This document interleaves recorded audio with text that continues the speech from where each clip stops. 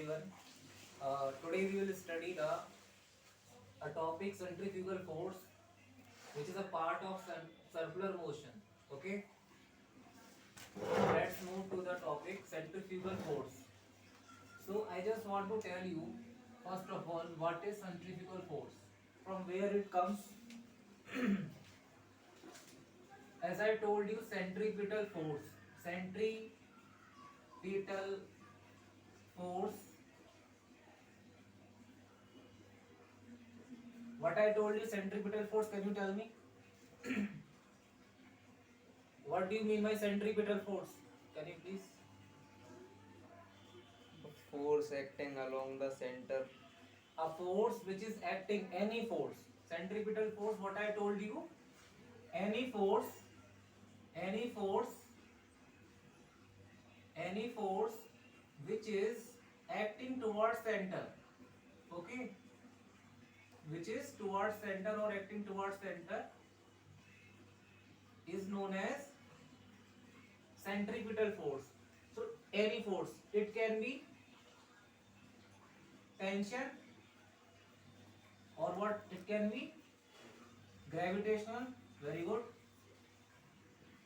Gravitational. What else? It can be friction. It can be electrostatic force. Okay? Is it clear? I told you that any force which is acting towards center is providing some centripetal acceleration, due to which particle is revolving in a circular path, and this force is acting towards the center. Clear? So this force is nothing, only any force which is acting towards center. And what is centrifugal force? Centrifugal force is also nothing, it is a reaction force. Like we study the pseudo force in the translation motion, minus ma naught. Have you heard what is minus ma naught? Pseudo inertial force पढ़ा था आप लोगों ने, ठीक है? In the similar way, in circular motion there is a what? Pseudo force, which is the centrifugal force. In some books, some teachers told centrifugal force is a force which is acting away from center. But this is not. This is the pseudo force which we will study today. Clear? Now we will move to the centrifugal force. Just write down the heading, centrifugal force. Just write down few points, then we will move further. Write down Newton's law of motion. Newton's law of motion. Newton's law of motion are not valid. Newton's law of motion are not valid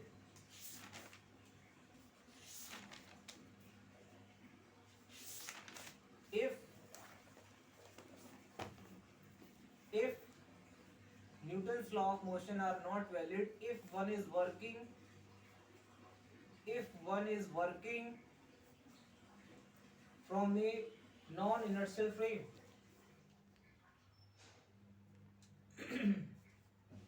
Full stop.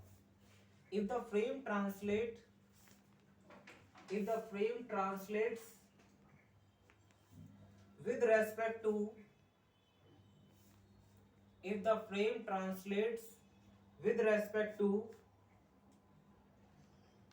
an inertial frame, if a frame translates with respect to an inertial frame with an acceleration a naught, comma, with an acceleration a naught, comma, one must, a naught vector, you can write here vector, okay, a naught vector, comma, one must assume the existence of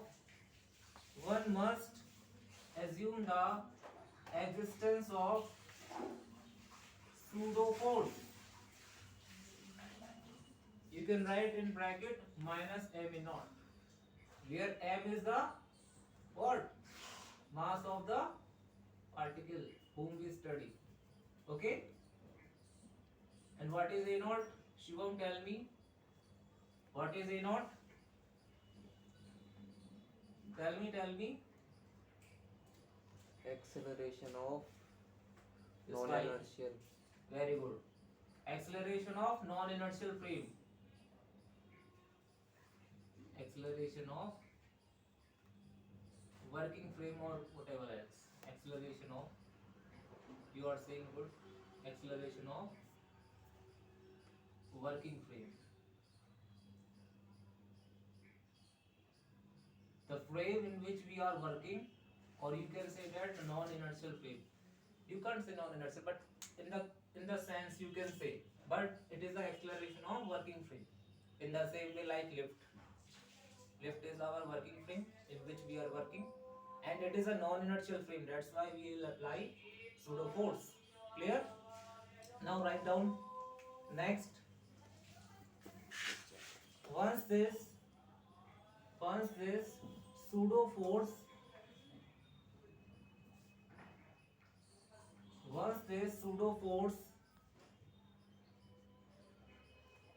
is included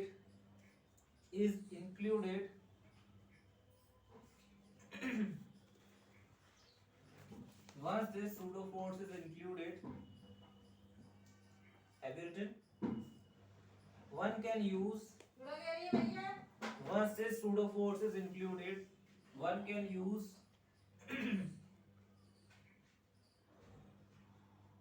Newton's law of motion, or we can say that Newton's law. Once we included this pseudo force, we can use Newton's law in their usual form. Full stop. Clear? Now we will study, write down, now we will study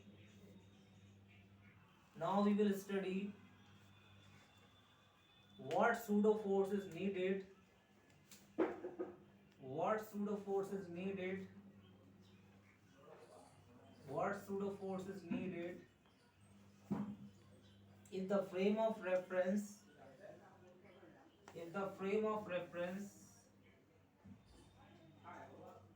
in the frame of reference,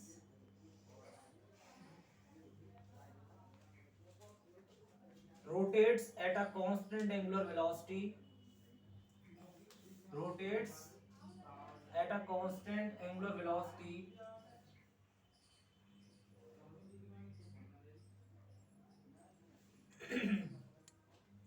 okay,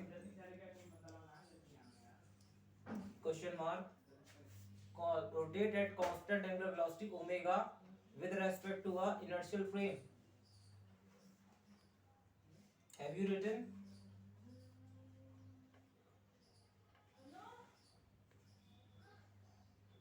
Clear? Now write down, suppose this is the theory which I told you, which you learned in the previous chapter. Okay, now we will study the centrifugal force. Write down, consider an observer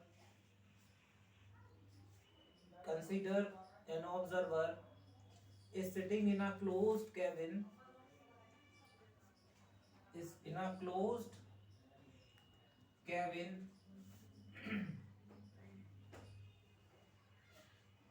consider an observer sitting in a closed cabin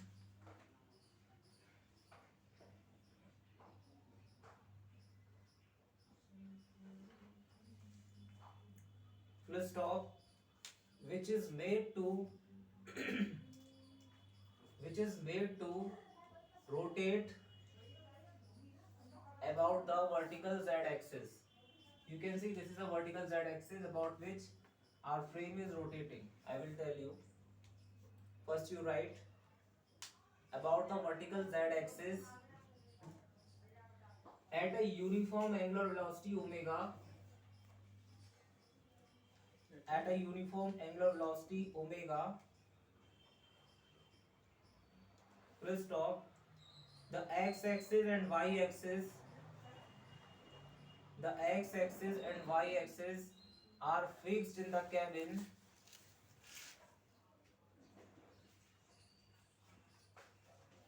full stop. Consider a heavy, next you write, consider a heavy box of mass small m. ये Consider a heavy box, this is a heavy box, heavy box having mass small m, kept on the floor, kept on the floor, this is the floor,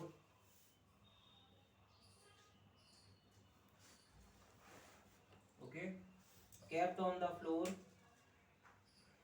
at a distance r, small r, at a distance r from the z-axis. This surface, suppose, please stop, suppose the floor and the box, floor and the box are rough. Suppose the floor and the box are rough. Have you written? And suppose the floor and the box are rough, R and the box does not slip on the floor. what is z-axis? This is z-axis. I will summarize. First you written what are the assumptions we are taking, what we are considering. Box is what I told. Suppose the floor and the box are rough and the box is at rest with respect to the cabin, with respect to the what I told. Suppose the floor and the box are rough and the box does not slip on the floor as the cabin rotates. Full stop. The box is at rest. The box is at rest with respect to the cabin. The box is at rest with respect to the cabin. Okay, have you written? And hence is rotating with, and hence is rotating with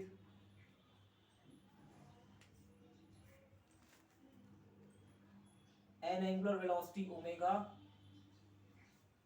and hence is rotating with angular velocity omega with respect to ground. Okay, now you will see, just see here. Have you written? All of you, right? Now you will see that we are working in different frames. So initially what we are considering, this is our cabin. This is our cabin. Cabin, you will understand, is a closed cabin. This is a closed cabin. Okay, this is a closed cabin in which our object, this is a heavy box which is our object whom we study, is at a distance r from the axis of rotation, which is our z axis, and this is the floor. This is the floor. Clear? Floor and the box are rough, means they do not slip over each other. If something is not slipping over each other, then what type of friction we know? Static friction. What I told you, in static friction, one object do not slip over the other. Clear? So here what friction is acting? Static friction. Clear? Box surfaces and the floor are rough, so it do not slip on the floor. Now what happened, as I told you, like this is our cabin. Okay, this is a cabin. Like this just is a cabin. This is a cabin. Here box is placed. Clear? Now this cabin is rotating. This cabin is rotating. You can see x and y, x and y. Here x and y. Or I can say this is x. Clear? this is x and this is y and this one is z. Clear? X and y are fixed. X and y coordinate are fixed and it is rotating about the z axis. If cabin is rotating, then our object is also rotating. Clear?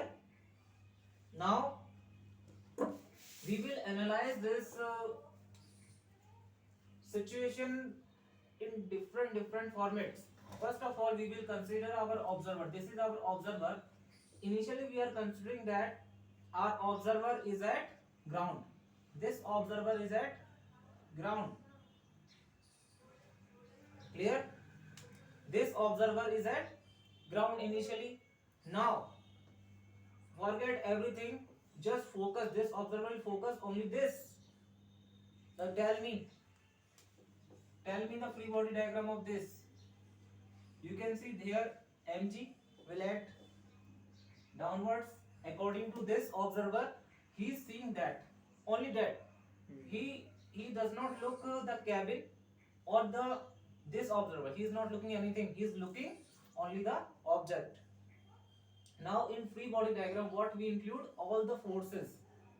This is our heavy box. This is mg. The contact. Clear? Contact force, very good. This is contact force. And what other force? Friction. Friction. Why is it not slipping? Because of some Friction. friction force which is acting towards center. Clear? Friction. Here friction between this. This will act in this way. Clear? Is it clear, everyone? Now Yeah. you can see that what? Why friction is? Because why friction? If friction is acting in that way, just imagine that. Towards center. Why? Why towards center? Just imagine when you are rotating something, okay? When you are rotating any object on the floor, then what happens? You are applying some force and it is revolving. If friction is acting away from center, then tell me, will it be at rest? In condition, what we say, it is not slipping. Okay, it is not slipping only when what? When friction is static and is acting towards center and it is moving in a circular path. It means what? It can only move in a circular path only when some force is acting towards center. Otherwise it can't move. If friction is not acting towards center, if there is no force towards center, then can it travel circular path? Just tell me. Cycle is moving on a circular path only when? Why? Because of some force which is acting towards center, and that force is known as friction force. Cars are moving on a circular path. Why? Because of some friction force which is acting towards center, that is providing the necessary centripetal force. Clear? Only then what happened? The tendency. And another thing, as I told you, you can also deduce this from what I told you in previous chapter in laws of motion. Our object, heavy object, what is its tendency? To move away from center.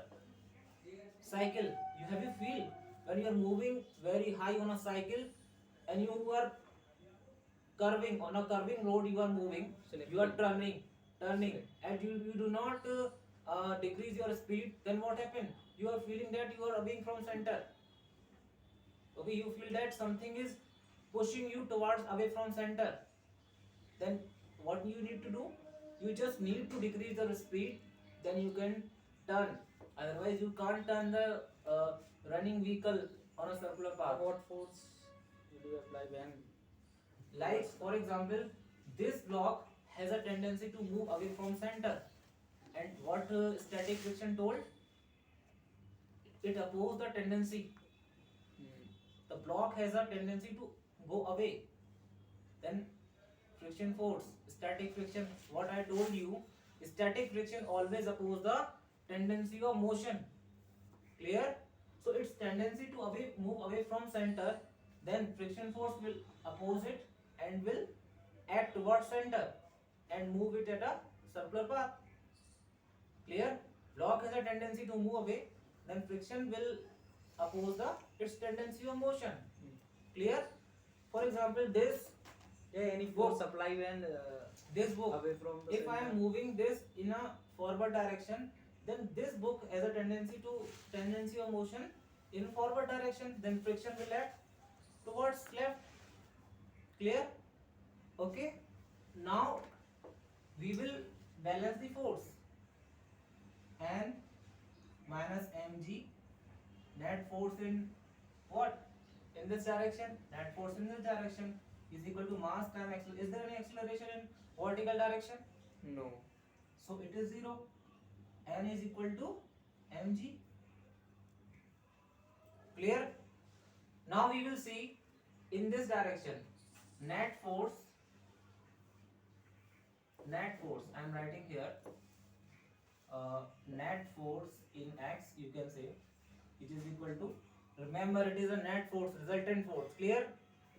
Mass time acceleration. Clear? Now which net force is acting? F. Clear? F, it is not F, it is minus F, because it is acting here Towards center. towards center. It is a negative x-axis. Sir friction तो sir तब लगाया ना जब कुछ लग रहा होगा इसके सामने. Something. Okay. Yes. You're right. Its tendency is to move away from center. Then friction is capturing it. What force? Okay, because of I'm telling you, minus F is equal to mass of object, mass of heavy box into acceleration. Acceleration is what in circular motion? V square upon R. V square upon R. And it is minus, negative.